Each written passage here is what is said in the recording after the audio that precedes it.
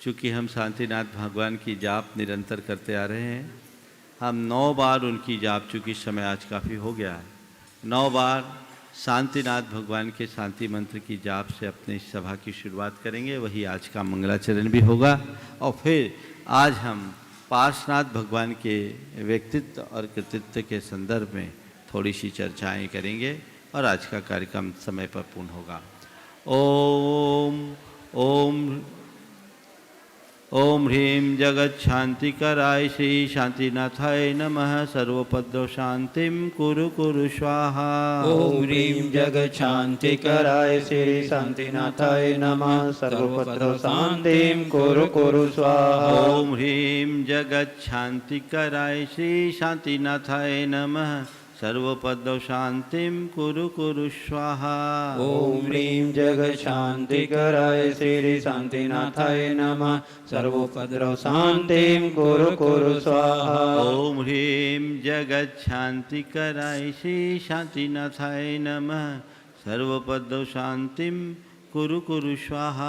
ओम ह्रीं जगच्छान्तिकराय श्री शांतिनाथाय नमः। सर्वोपद्रव शांतिं कुरु कुरु स्वाहा। ओम ह्रीं जगच्छान्तिकराय श्री शांतिनाथाय नमः। सर्वोपद्रव शांतिं कुरु कुरु स्वाहा। ओम ह्रीं जगच्छान्तिकराय श्री शांतिनाथाय नमः। सर्वोपद्रव शांतिं कुरु कुरु स्वाहा। ओम ह्रीं जगच्छान्तिकराय श्री शांतिनाथाय नमः।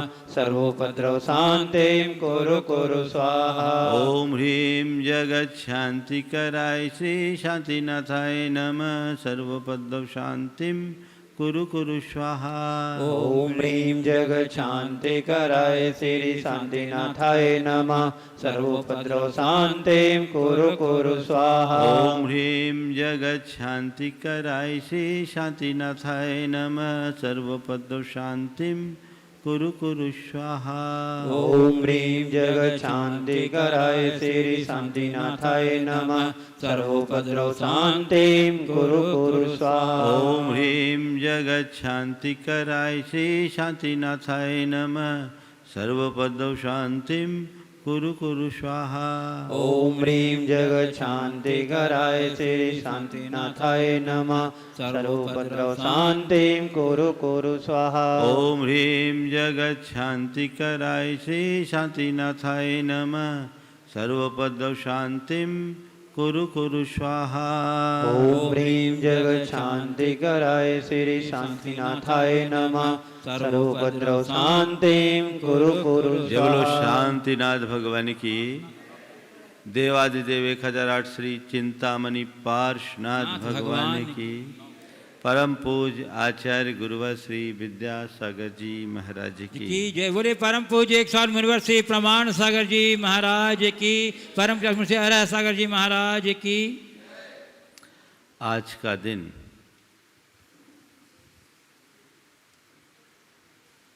वैर के विनाश और क्षमा के चरम विकास का दिन है। भगवान पार्श्वनाथ एक और सहिष्णुता की प्रतिमूर्ति थे, तो दूसरी ओर कमठ 10 भवों से लगातार प्रतिशोध की भावना से भरा हुआ था। वैर और प्रतिशोध भी मनुष्य के मन की एक वृत्ति है, तो क्षमा और सहिष्णुता भी मनुष्य के हृदय का एक भाव है। जब तक हमारे अंदर बैर विरोध की भावना भरी होती है, हृदय धधकता है, और जिसके हृदय क्षमा और सहिष्णुता जैसे भावों से भरा होता है, उसका चित्त सदैव प्रसन्न बना रहता है। पार्श्वनाथ भगवान के प्रति अपनी श्रद्धा भक्ति को अर्पित करते हुए सभी लोग बड़े भाव भक्ति से आज पार्श्वनाथ भगवान का निर्वाण कल्याणक मना रहे हैं।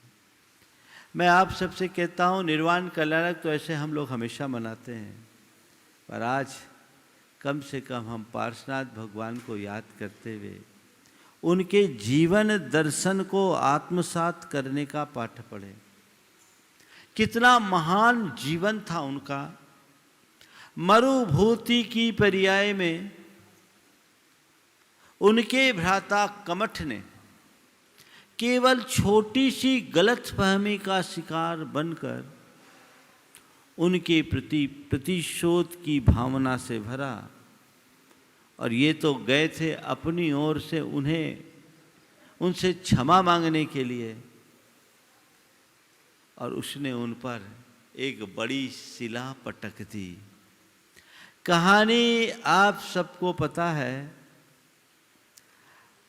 ये कमठ और मरुभूति का संबंध 10 भवों तक चला। कमठ अपना पतन करता गया और मरुभूति हर भव में निरंतर अपना विकास, और उस विकास की अंतिम परिणति पार्श्वनाथ के रूप में हुई। कमठ का अंतर्मन प्रतिशोध की भावना से भरा था। उसने हर भव में अपना जहर उगला, और पार्श्वनाथ का जी क्षमा, करुणा और प्रेम से भरा था। हर भाव में उनने अपने प्रेम और क्षमा को प्रकट किया। अंतर क्या हुआ? एक का विकास हुआ और दूसरे का पतन। मैं आपसे केवल इतना कहना चाहता हूं, आज तुम्हारे साथ पार्श्वनाथ जैसा उपसर्ग करने वाला कमठ नहीं है। अब ऐसी स्थिति नहीं है कि 7-7 दिन तक कोई ऐसा उपसर्ग करे। विचारणी बात यह है कि पार्श्वनाथ भगवान तीर्थंकर के रूप में भी जन्मे तो भी उनका कर्म उन्हें नहीं छोड़ा। उस कमठ के जीव ने जो संबर देव बनकर के उत्पन्न हुआ था, उसने कितना ज्यादा अत्याचार भगवान पर किया, कितना भयानक उपसर्ग उसने किया, लेकिन पार्श्वनाथ भगवान टस से मस नहीं हुए। आज 4 बातें आप सबसे करूंगा। बात तो मुझे हाइकू पर करनी थी, पर समय आज हाइकू के लायक नहीं है, इसलिए हाइकू की बात को गौण करते हुए आज के संदर्भ में 4 बातें। वैर, विरोध, प्रतिशोध और बोध। वैर, विरोध, प्रतिशोध और बोध। मनुष्य के मन में जब भी वैमनस्य होता है, किसी के प्रति मनमुटाव होता है, किसी निमित्त से कलह होती, वो कलह अगर वहीं न सलटाई जाए तो वैर का रूप ले लेती। संत कहते हैं, जहां तक बने किसी से कभी कलह मत करो। कलह से अपने आप को बचाने की कोशिश करो। जब भी कलह की स्थिति आए उसे टालो। यदि तुम्हारा दृष्टिकोण सकारात्मक होगा, तुम्हारे अंदर सहनशीलता होगी, समन्वयात्मक दृष्टि होगी, समझौतावादी दृष्टिकोण होगा, तो कोई तुम्हें कितना भी छेड़े तुम उससे उलझोगे नहीं, अपना काम करके निकल जाओगे। हमारा रास्ता यही बताता है कि हम यथासंभव कलह किसी से करे ही नहीं, झगड़ा खड़ा करने का मकसद ही न रखें, और व्यर्थ में तो किसी से न उलझे। कुछ लोग होते हैं जो आदतन एक दूसरे से झगड़ते हैं, बात बेबात में झगड़ते हैं। किसी बात पर झगड़ा हो तो फिर भी समझ में आए बिना वजह झगड़ने के आदी होते हैं। ऐसे लोग बड़े घटिया मानसिकता के होते हैं और इस तरह के कलह प्रिय व्यक्तियों को हमारे शास्त्रों में कृष्ण और नील लेस्या के का प्रतिनिधि बताया है। ऐसे लोग बड़े लो लेवल की मानसिकता वाले होते हैं। हम वैसे लोगों में नहीं हैं।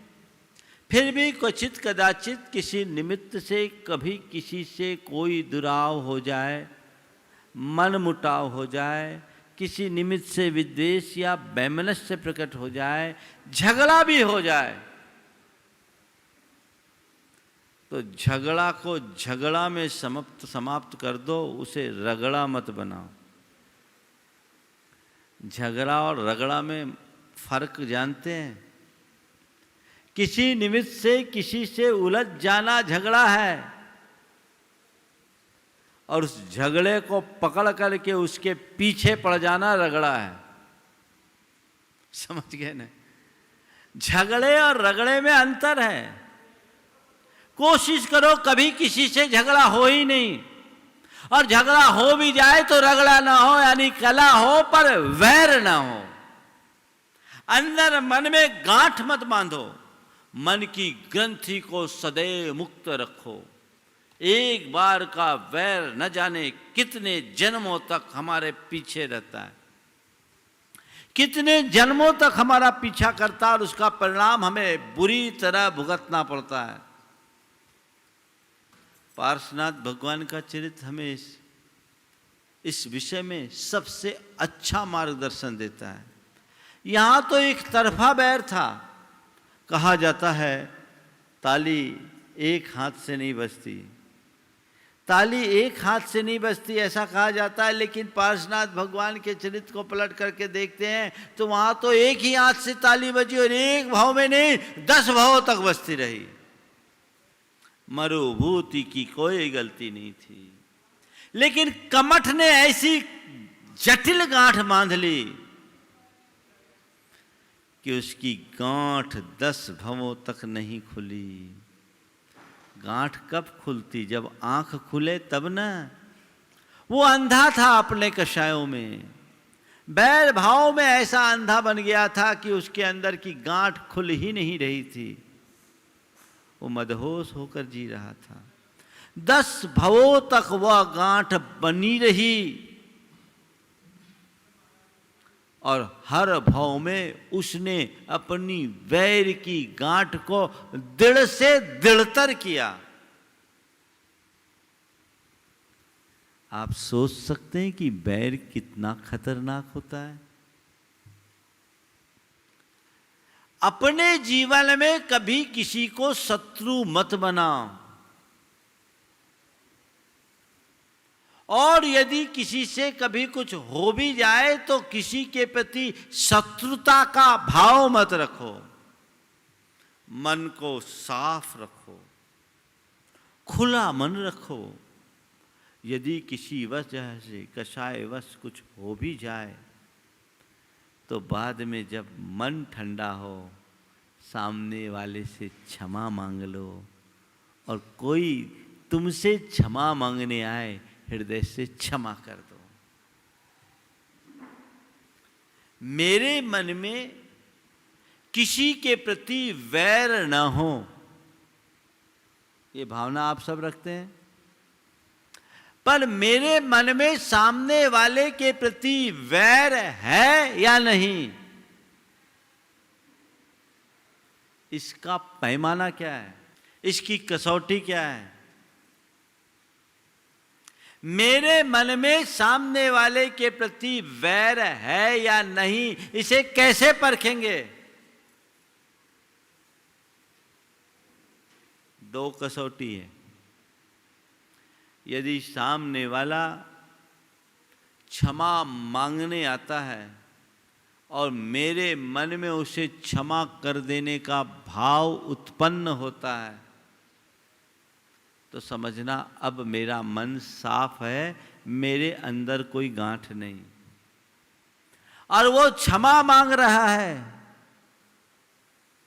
और तुम्हें कोई फर्क नहीं पड़ रहा है, तुम उसे माफ नहीं कर पा रहे हो, तो समझना अभी गहरी गांठ है। मरुभूति ने तो कमठ से क्षमा मांगा था। बैर किसके मन में था? मरुभूति के कि कमठ के? कमठ के मन में था। गांठ बांध ली।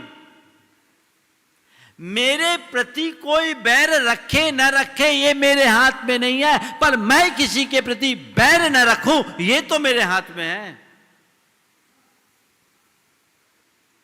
दूसरे को नापने की कोशिश मत करो कि ये मेरे प्रति बैर भाव रखता है कि नहीं, पर मेरे मन में तो किसी के प्रति वैर नहीं है, ये मुझे देखना है। पहला प्रयास झगड़ा ही ना हो, कला ही ना हो, लेकिन आप जिस भूमिका में जीते हो कोई ना कोई निमित्त आते हैं, मन के प्रतिकूल निमित्त आते हैं, कसाएं भड़कती है, उभरती है, कभी कभी कला हो जाता है, दो बातें हो जाती है, घर गृहस्थी में होती है, लोक व्यवहार में होती है। होए नहीं, पहली कोशिश हो जाए तो बात को वहीं ख़त्म करो, उसे आगे मत बढ़ने दो। उसका रास्ता, दोनों हाथ जोड़ो, क्षमा मांगो और क्षमा करो। कितना बड़ा अस्त्र है। किसी के प्रति कितना भी दुर्भाव हो, मनोमालिन्य हो, कटुता हो, अगर हृदय से एक बार क्षमा का भाव होता है तो अंतरंग की सब बातें धुल जाती है।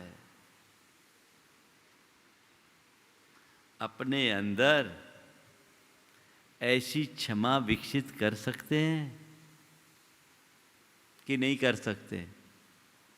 यदि कर सकते हो तो तुम्हारा धर्मी होना सार्थक है, और नहीं कर सकते तो तुम केवल नाम के धर्मी हो, यथार्थ के धर्मी नहीं। नाम के धर्मी, अंदर वैर की गांठ बंधी है, अभी तुमने धर्म को नहीं समझा, अपना न जाने कितने जन्मों में पराभव करोगे। कौन जीव कब तुम्हारे पीछे पड़ जाए कोई पता नहीं। और एक बात ध्यान रखना, कभी किसी को कमजोर समझ करके उसे कम मत आंकना। आज तुम जिसे कमजोर समझ रहे हो, क्या पता कब वो बलवान बनकर तुम पर भारी पड़ जाए। सच्चे अर्थों में कमजोर वो नहीं जो बलहीन है, कमजोर वो है जो क्षमा शून्य है, क्षमा विहीन है। मजबूत बनाओ, कभी किसी से कला मत करो, और कला हो तो बैर की गांठ मत बांधो। अगर वो क्षमा मांगने आए, पल में क्षमा कर दो, और क्षमा मांगने पर क्षमा करना तो फिर भी थोड़ी नीचे की बात है। ऊंची बात तो यही है कि जैसे गुबार ठंडा हो, अपने मन से सामने वाले को क्षमा कर दें। मेरे भीतर बैर है या नहीं, इसकी दूसरी कसौटी, दूसरी कसौटी, जिससे तुम्हारा मन मुटाव है, उसका जिक्र आते ही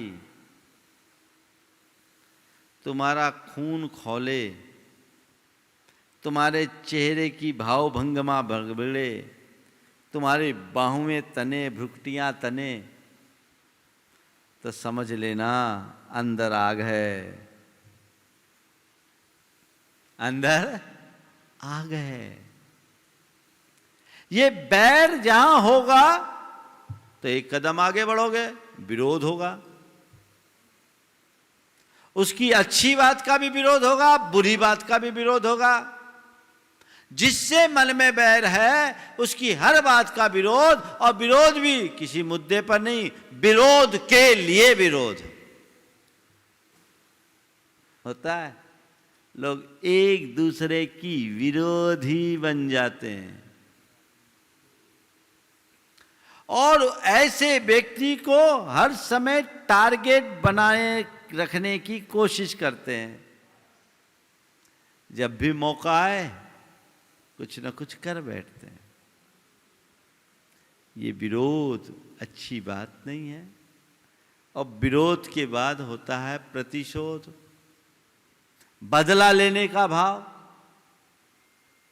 मन में हमेशा बना रहता है, जो जीवन को बर्बाद करता है।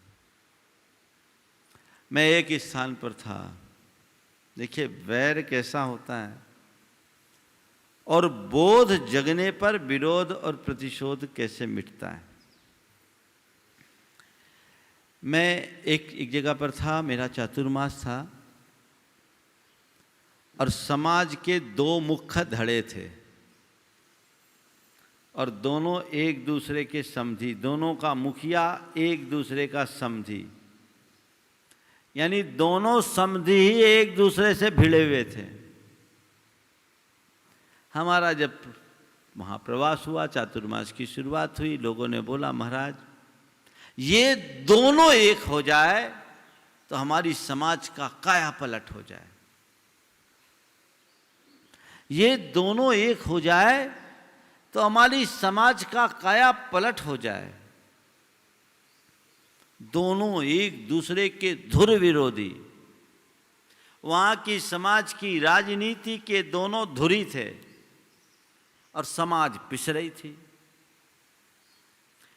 और मजे की बात, दोनों धर्मी, पूजा पाठ करने वाले, साधु संतों की सेवा करने वाले, चौका लगाने वाले, और जिसकी सत्ता आ जाए वो अपने कार्यकाल में समाज के लिए तन मन धन सब लगा दे। जो प्रतिपक्ष में रहे वो एक पैसा खर्च ना करे, और जिसकी सत्ता और वो उलट पुलट चलता रहता था। जैसे राजस्थान में होता ना, एक बार कांग्रेस एक बार भाजपा, ऐसे उन्हीं का खेल चलता रहता था। अब हमारा प्रवास हुआ, मुझसे लोगों ने बताया, मैंने मन में सोचा मौका आने दो, देखते हैं। एक का चौका लगा, और चौका संयोग था उसका लगा जो प्रतिपक्ष में था, कम आता जाता था, क्योंकि समाज का मुखिया उसका विरोधी था, फिर भी समझी था, आता जाता भी नहीं था, किसी कार्यक्रम को अटेंड नहीं करता था, मेरे पास आता था तो बस अलग से आता था। चौका लगा, पहुंचाने आया, मैंने धीरे से अकेले मुझ से बिठाया, और मैंने ऐसे ही पूछा, भैया वो तुम्हारे समझी से तुम्हारा कुछ गड़बड़ है? मेरा वाक्य पूरा ही नहीं हो पाया। महाराज उसकी बात मत करो आप, उसका नाम सुनते मुझे आग लगती है। क्या बात हुई भैया, आग लगी है तो बता दे कहाँ आग लगी, आज ठंडी भी लग रही है, मैं थोड़ा ताप लूं। नहीं नहीं महाराज मजाक की बात नहीं, वो उस आदमी की बात आप मत करो। वो उठ के जाने लगा। हमने देखा इसकी कसाई अभी बहुत तेज है। मैंने कहा सुनो तो, बैठो तो, कोई बात नहीं, वो बात नहीं, मैं दूसरी बात करता हूँ। फिर मैंने वो बात को तो थोड़ा होल्ड किया, इधर उधर की बातें करना शुरू किया। इधर उधर की बातें करते करते करते करते धीरे धीरे उसको थोड़ा मैंने नॉर्मल किया। नॉर्मल करते हुए पूछा, अच्छा ये बताओ, तुमने अभी जो प्रतिक्रिया दी मुझे थोड़ा सा ये प्रतिक्रिया अटपटी लगी, आखिर क्या बात है, उसने तुम्हारा क्या बिगाड़ दिया, तुम्हारा उसके प्रति इतना विरोध और द्वेष क्यों है? बोले महाराज क्या बताऊं, उसने हमारी बहुत बड़ी बेइज्जती की, बहुत बड़ी बेइज्जती की। क्या हुआ, कैसे किया, क्या किया? बोला महाराज मेरे लड़के की शादी मैंने उनकी बेटी ली है, जो अध्यक्ष था उसकी बेटी मैंने ली, लड़के की शादी की। और महाराज लड़के की शादी की 15 बरस हो गया। अब पहले बारात में होता था, मजाक बहुत किया करते थे। ये घटना आज से 20 साल पुरानी है, और 15 साल और हो गए तो 35 साल पुरानी समझ लेना। ले महाराज लड़के की शादी हुई, 15 बरस हुआ, और इसने हमें कंगला कह दिया। बोले तुमने सुना क्या? बोले सुनने की क्या बात, हमारे लोगों ने सुना। बोले क्या बोला, किसने बोला? बोले महाराज ये सब बातें सुनने के लिए हम बर्दाश्त नहीं कर सकते, हम सब कुछ कर सकते हैं, स्वाभिमान नहीं खो सकते। अभिमानी को अपना अभिमान भी स्वाभिमान दिखता, अपना स्वाभिमान नहीं खो सकते। बोले हुआ क्या ये बताओ। बोले नहीं महाराज जी, हमारे लोग थे, बारात में थे, और रात में इनसे हमारे कुछ बारातियों ने इनसे लस्सी मंगवाई और इनने हमें कंगला कर दिया। हमने कहा ठीक है, कोई बात नहीं, इतनी बात है। बोले हाँ, इसी वजह से हमने उनकी लड़की लाने के बाद आज तक बात नहीं की। हम कंगले हैं तो उनसे हमारा क्या संबंध, गांठ। हमने कहा ठीक है। मैंने कहा देखो भाई, बैर विरोध नहीं रखना चाहिए, जो चीज़ें हैं उसको भूलना चाहिए, ऐसी ऐसी बातें मैंने उसको समझाया। पर पहली मीटिंग में कोई बहुत असर उस पर पड़ा है ऐसा मैं नहीं कह सकता। अब मैंने फिर बाद में जो वहाँ का उस समय अध्यक्ष था उसको बुलाया, जो लड़की वाला था। मतलब मामला क्या है भाई। जैसे उसके सामने बोला मत बोलिए, वो आदमी ने हमारी बहुत बेइज्जती की, कहीं नहीं छोड़ा। आज हमारे लिए समाज में जहाँ होता है उसके पीछे नुकसान होता है। ये सब बातें छोड़ो, बात क्या है, तुमने बेटी दी, वो तुम्हारा समझी है, ये बताओ बात क्या था, तुमने उसे कोई कंगला कहा था क्या। बोले नहीं महाराज, ऐसी बातें नहीं है। बोले हुआ क्या था। बोले कुछ नहीं महाराज, बारात आई थी, उनके कुछ लड़के थे, वो बहुत परेशान कर रहे थे हमारे साथियों को, हमारे परिवार के बच्चों को, और दिन भर में कुछ न कुछ फरमाइश कह रहे थे। अब दिसंबर के महीने में महाराज रात के 12 बजे लस्सी मंगाए,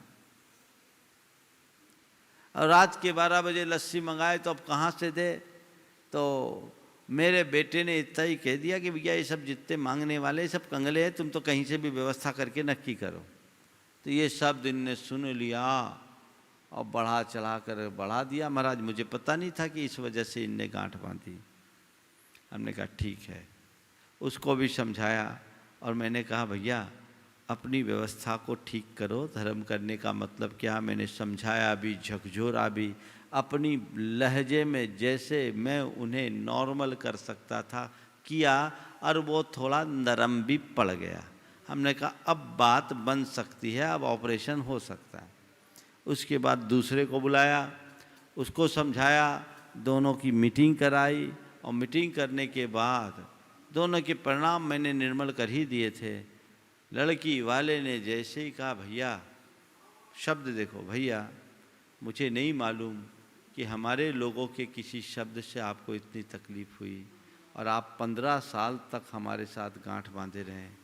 हम आपसे सब की ओर से क्षमा मांगते। मुझे पता नहीं किसने क्या कहा, लेकिन यदि ऐसा कहा है तो ये आपका अपमान नहीं, मेरा अपमान है। आप हमारे समधी हैं, हम आपका अपमान कभी बर्दाश्त नहीं कर सकते। यदि आप ये बात पहले कह दिए होते तो हम यहाँ तक नहीं होते। हम आपसे हृदय से क्षमा मांगते। और वो उसके चरणों में गिरने लगा, और वो चरणों में गिरे तो उसने अपने छाती से लगा लिया, और दोनों के आँखों में जो आंसू की धार बही, वो दृश्य अद्भुत था।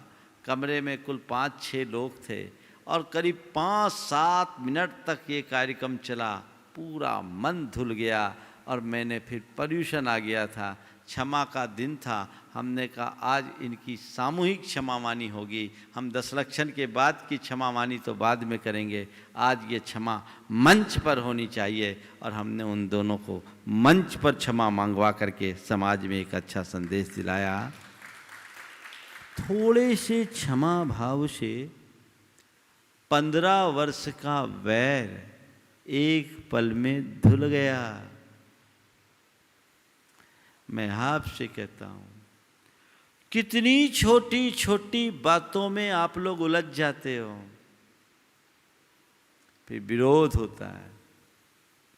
नहीं, इस विरोध से अपने आप को बचाएं। मन में प्रतिशोध की भावना कभी उत्पन्न न होने दें। कल मैं इस संदर्भ में विस्तार से चर्चा करूंगा। कल का हाइकू इसी संदर्भ में है।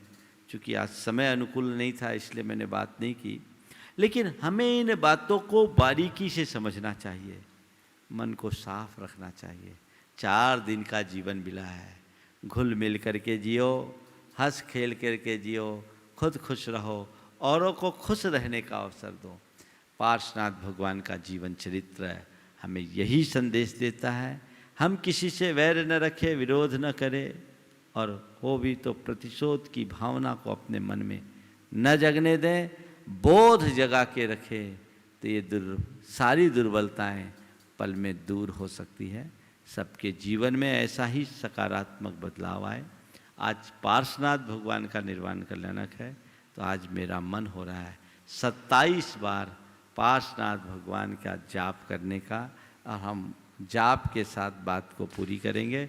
प्रवचन तो रोज होता है, लेकिन ये आराधना यदा कदा होती है इस भाव से कि हे प्रभु पार्श्वनाथ, आपके जीवन आदर्श हम सबके हृदय में स्थापित हो। गुरुदेव के स्वास्थ्य लाभ के प्रति हम सब नियमित जाप कर रहे हैं, आप जाप करते रहिए। आप सबकी भाव विशुद्धि से उनके स्वास्थ्य में काफ़ी अच्छा सुधार है, और हमें वो दिन देखना है जब हम मंच से सार्वजनिक रूप से उनकी देशना सुनने का सौभाग्य प्राप्त करें। तब तक अपनी भाव विशुद्धि आप सबको बनाए रखना है। 27 बार जाप करेंगे, आप सब दोहराएंगे। ओम ह्रीं ह्रंसी पार्श्वनाथ जिनेन्द्राय नमो नमः।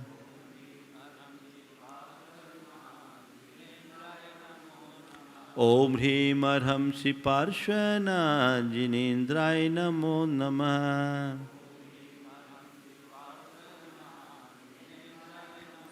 ओम ह्रीं ह्रंसी पार्श्वनाथ जिनेन्द्राय नमो नमः।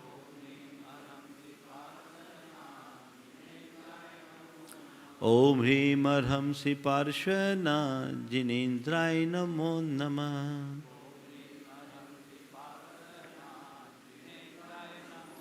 ओम ह्रीं ह्रंसी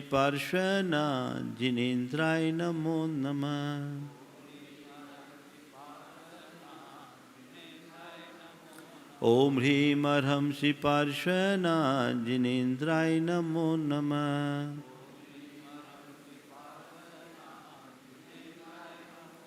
ओम ह्रीं ह्रंसी पार्श्वनाथ जिनेन्द्राय नमो नमः।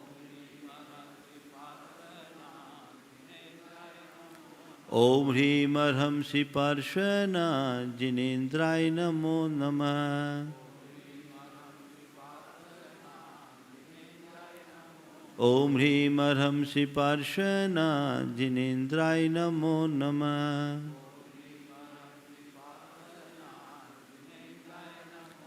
ओम ह्रीं ह्रंसी पार्श्वनाथ जिनेन्द्राय नमो नमः। ओम ह्रीं ह्रंसी पार्श्वनाथ जिनेन्द्राय नमो नमः। ओम ह्रीं ह्रंसी पार्श्वनाथ जिनेन्द्राय नमो नमः।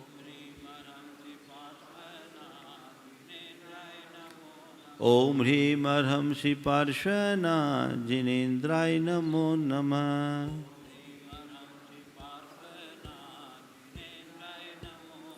ओम ह्रीं ह्रंसी पार्श्वनाथ जिनेन्द्राय नमो नमः।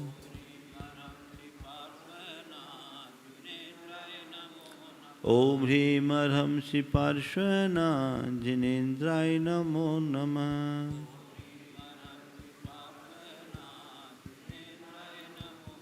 ओम ह्रीं ह्रंसी पार्श्वनाथ जिनेन्द्राय नमो नमः। ओम ह्रीं ह्रंसी पार्श्वनाथ जिनेन्द्राय नमो नमः।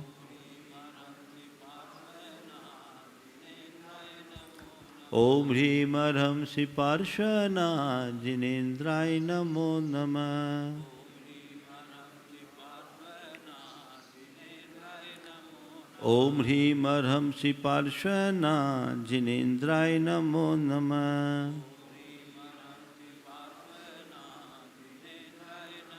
ओम ह्रीं ह्रंसी पार्श्वनाथ जिनेन्द्राय नमो नमः। ओम ह्रीं ह्रंसी पार्श्वनाथ जिनेन्द्राय नमो नमः। ओम ह्रीं ह्रंसी पार्श्वनाथ जिनेन्द्राय नमो नमः।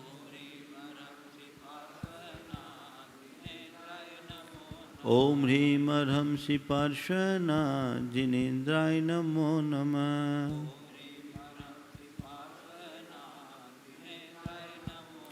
ओम ह्रीं अर्हं श्री पार्श्वना जिनेन्द्राय नमो नमः।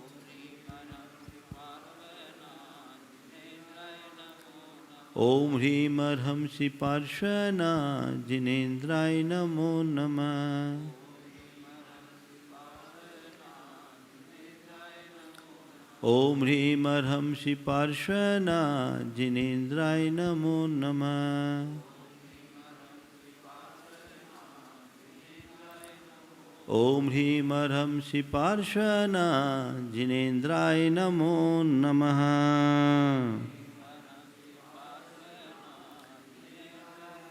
जय बोलो चिंतामणि श्री पार्श्वनाथ भगवान की।